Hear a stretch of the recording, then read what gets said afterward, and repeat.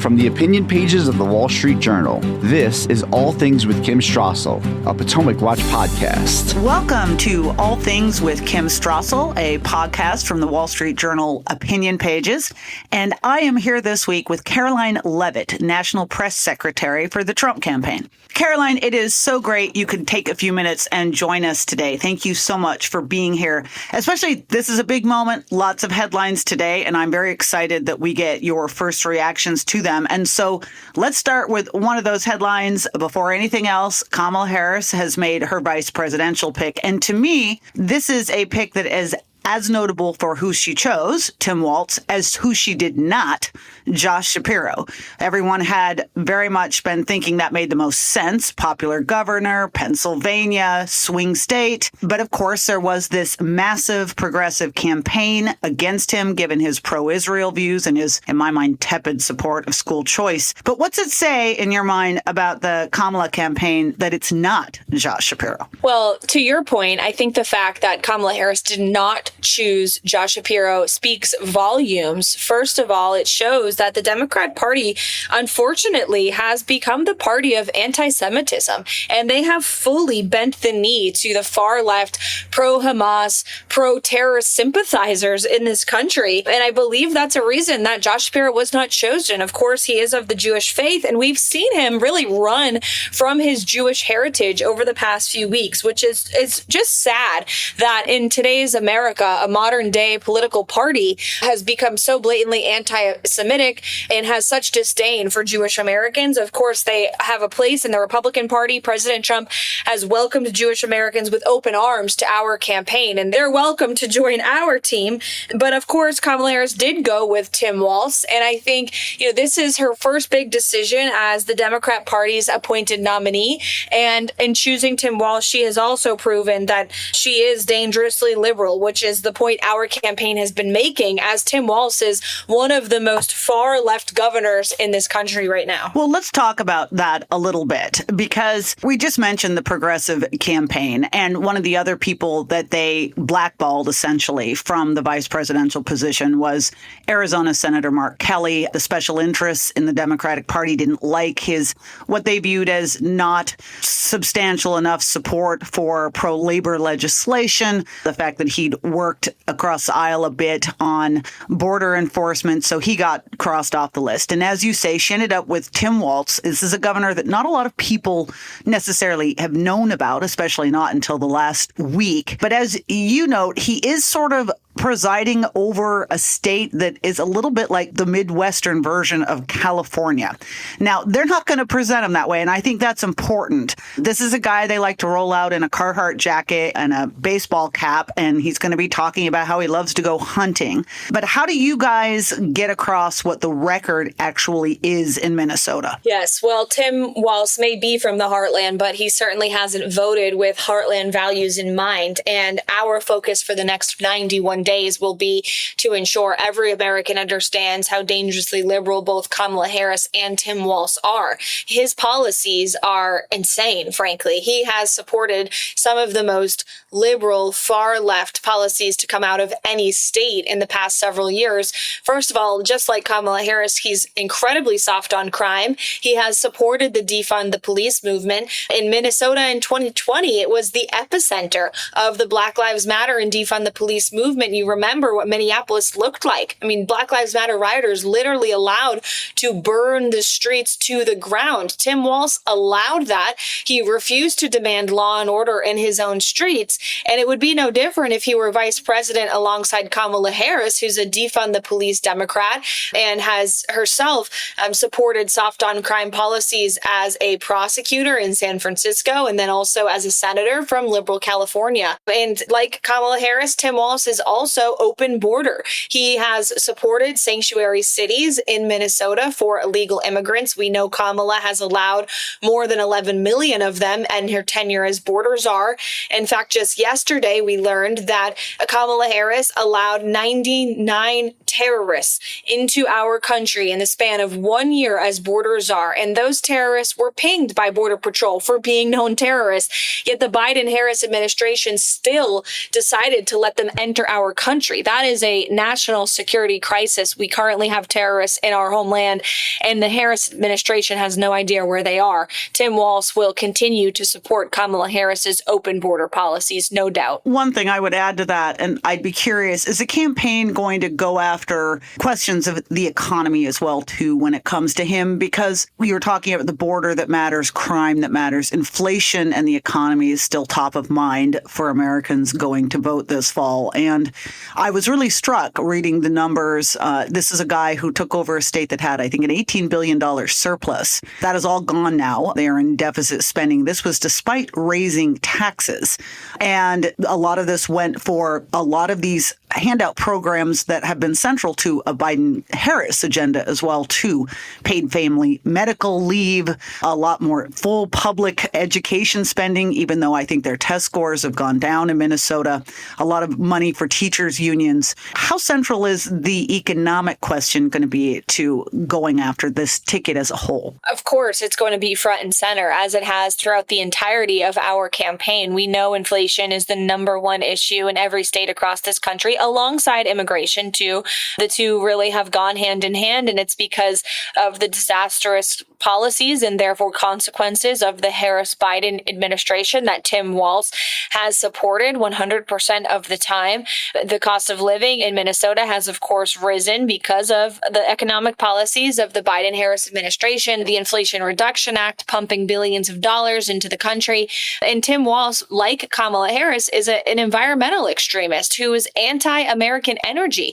He signed one of the most radical environmental proposals in the country, a ban on carbon-based fuel by 2040 in the state of Minnesota. I mean, that is only 14 years away. It is incomprehensible, and it's a gift to China. It's a slap in the face to the American consumer, and it's certainly going to do away with good-paying energy jobs in states like the Commonwealth of Pennsylvania if Tim Walz brings his policies in Minnesota to the federal level and advocates for them as Kamala Harris's running mate.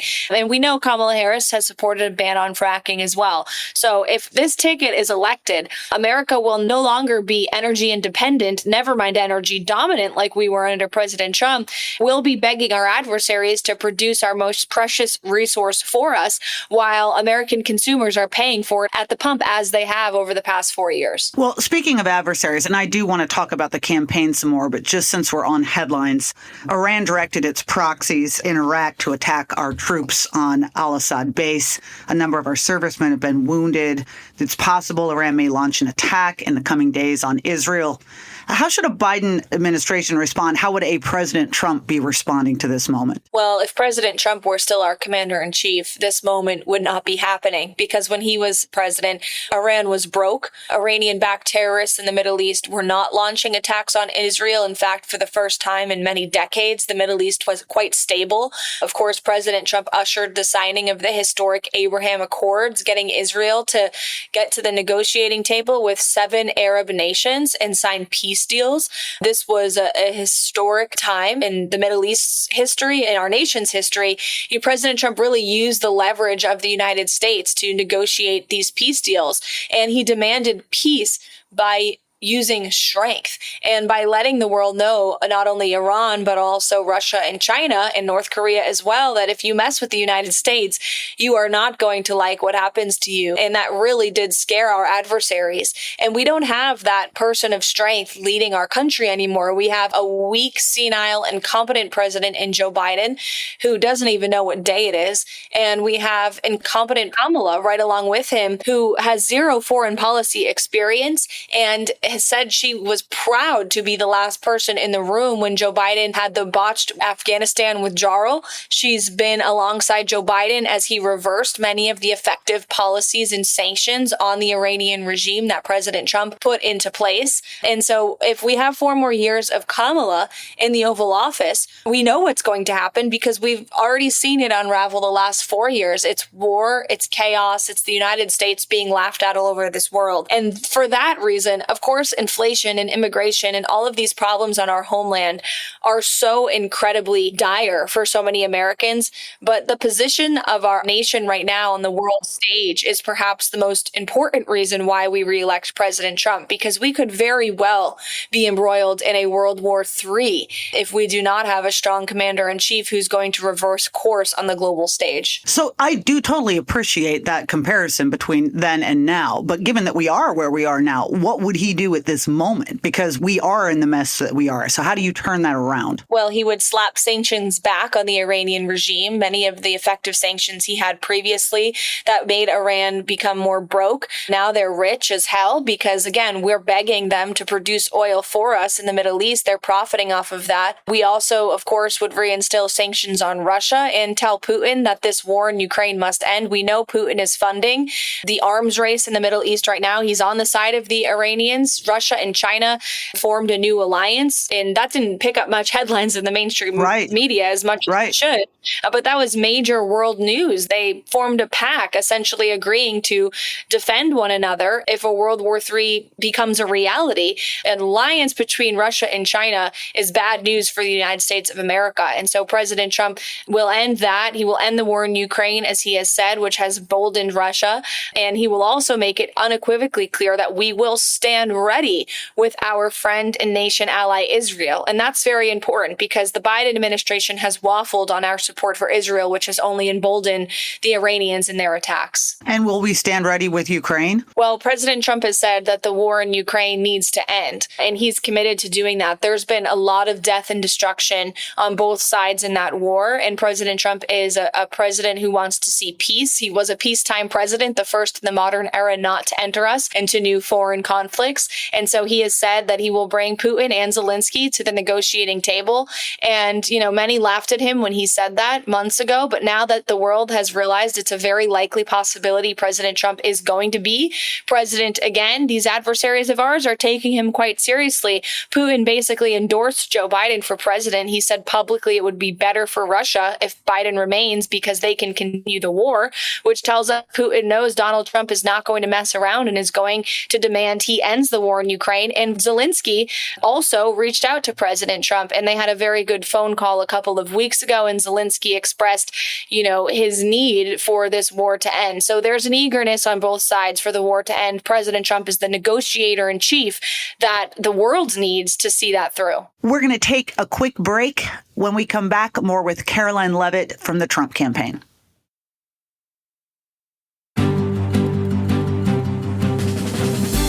Welcome back. I am here with Karoline Leavitt, National Press Secretary for Donald Trump's presidential campaign. Let's talk about the race a little bit more. So I was watching Real Clear Politics today. Their national average now suddenly has Kamala taking a lead in the national head-to-head polling. I know that there has been some complaints correctly within the Trump administration about some of the polling and methodology in some of those polls. But to put that aside, we do see some narrowing in this race, certainly nationally and in some of the swing state polls.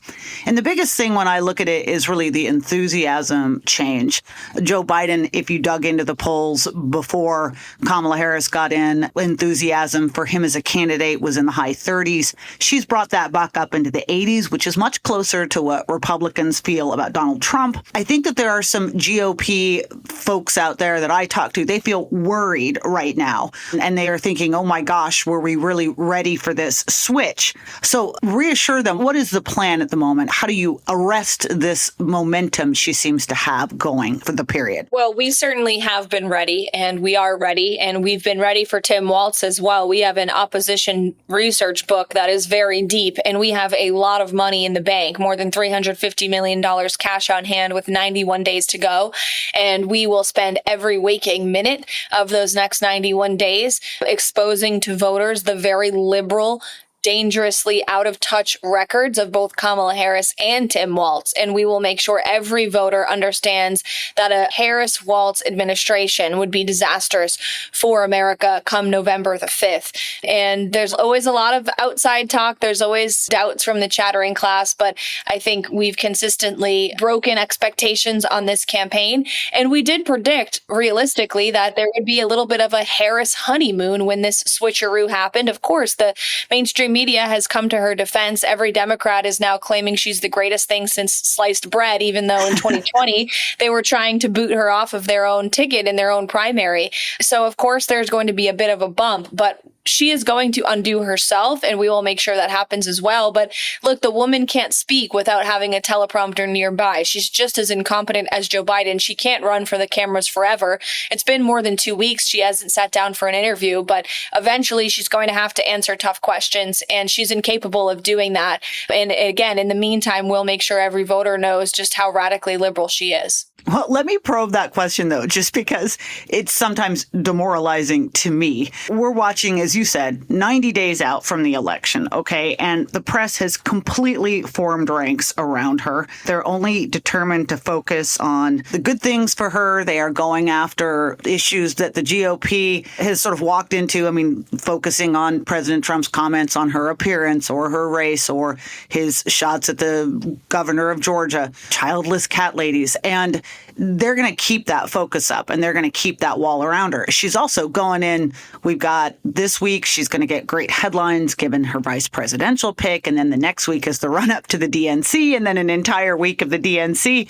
What if the press honeymoon doesn't end? What if she doesn't give an interview? Tell me this. Do you think she will debate Donald Trump in September? Well, we hope that she will. Look, President Trump has committed to a debate with Kamala Harris on the Fox News channel in September, and Kamala Harris's team said she won't show up for that debate. I wonder why. It's obvious she wants to run from her liberal record. Her campaign team has put out statements to various news outlets flip-flopping on her previous positions, such as her ban on fracking, such as her opposition to the privatization of health insurance for American citizens.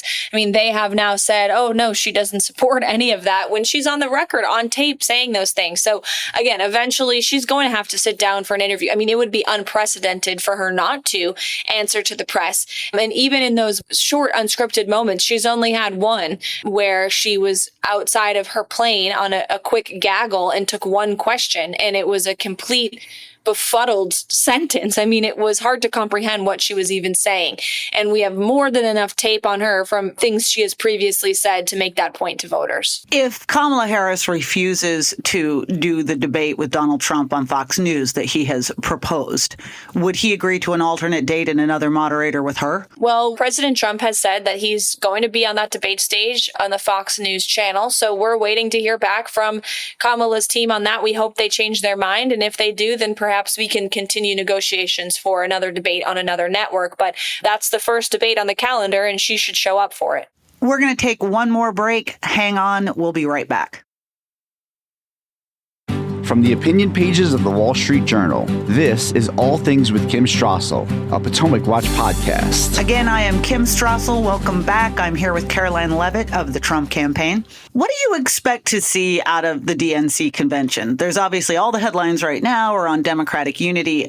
One thing that really stuck out to me, and they managed to keep a bit of a lid on it because they knew it would harm them, but this Walz pick was obviously in part because of a divide in the party between their progressive left and others who believe that someone like Shapiro would have been a more sensible, electorally smart pick for her to go with. But the progressives are in charge. A lot of them remain angry about Genocide Joe and what the administration has done in terms of support for Israel. Are we going to see riots in Chicago? Are we going to see protests? What do you think the headlines are going to be coming out of that convention? Well, this is not your grandfather's formerly Democrat Party. I mean, the modern day Democrat Party is controlled by the progressive left. They do bend the knee, again, to pro-Hamas terrorist sympathizers in this country. We've seen them do that time and time again now over the past 4 years since the Biden-Harris administration. They have governed as the most far-left administration in American history, and we should expect nothing less from the DNC convention in Chicago. I do think there will be protests. I think, of course, the DNC will do everything they can to kind of shield that from the media, but certainly the Democrat Party has lost its base. They are incredibly unhappy with their leadership. And it's a great contrast to what we saw at the Republican National Convention, where there was such a show of unity. Of course, it was just on the heels of the attempted assassination on President Trump's life. But we had everyday Americans who came and spoke about their lives and how the Biden-Harris administration has impacted them. We had cultural icons, we had party leaders, all there enthusiastically supporting President Trump. And I think it's going to be a very, very different picture what we see at the DNC convention in Chicago. Let's remember, it was just a few weeks ago that the Democrat leadership literally staged a coup against the incumbent Democrat president, something we've never seen before in history. Let's just drill down into the map a little bit. I know that you guys are putting a premium on all of the swing states, but as you guys look out at the map and the 270 that you need to get to electoral victory, which states are you feeling the best about? Which ones are you going to be throwing most of your attention to? What does that path look like right now for you? Well, we feel great about all the battleground states. President Trump has consistently led in the polls in these states. Of course, the Commonwealth of Pennsylvania is such a huge state. President Trump has been there a few times. He had his first big rally since the attempt on his life in Butler, Pennsylvania. This past week, it was a packed house, as it always is. We feel very good about the polling in Nevada and Arizona, North Carolina. I mean, he's leading in all of these places. He was in Atlanta, Georgia this past Saturday with Senator J.D. Vance. They did a big joint rally and packed out an arena in Atlanta. So he'll continue to hit all of these places and will continue to get his winning message out there to every corner of this country. And I think just one more difference between our campaign and the Biden campaign is they're running on defense. They are trying to cobble their base together, make everyone happy and unified around Kamala Harris now being the nominee. They're trying to keep the far left Palestinian contingency happy while also trying to appease Jewish Americans in Israel. You can't do both at the same time, and it's breaking them internally. And that's why they're playing on defense in many of these longtime blue states. Look at Minnesota, where Tim Walz is from. I mean, this is a state that now is legitimately in play for President Trump. We're going on offense there. We have opened 8 field offices in Minnesota. We've opened 11 offices in the Commonwealth of Virginia. And that's because the Democrats have been such a disaster the past 4 years, but also because President Trump is determined to bring his winning message to every corner of this country. And so not only do we feel great about the battleground states, we are looking forward to picking up some offensive opportunities in deep blue territories that have not been won by a Republican in many, many years. Does a Walz pick change the calculus in the upper Midwest, Wisconsin, Michigan, Minnesota? I mean, given that he is a little bit better known there. Well, I think the Democrats are hoping that he will, but once every Midwesterner understands how radically liberal Tim Walz is, they won't be voting for him on November 5th. Once they understand he's an open border, defund the police Democrat, once they understand he supports gender transitions for minors. I mean, he signed a law in Minnesota putting tampons in men's bathrooms in public schools. That is not a Midwestern value. I don't think parents in the Midwest want their young son going into a bathroom at school and having tampons in it. I mean, that's just lunacy. And that's the reality that Tim Walz wants to make for every state in this country. Well, what's the word he used? Weird. I think that could be maybe used in this context. Thank you so much, Karoline, for coming on. We really appreciate your time. No problem. Thanks, Kimberly. Thank you to all of our listeners. Remember, All Things with Kim Strassel comes to you weekly. If you like it, make sure you hit that subscribe button and let us know what you think about the show by emailing us at pwpodcasts@wsj.com.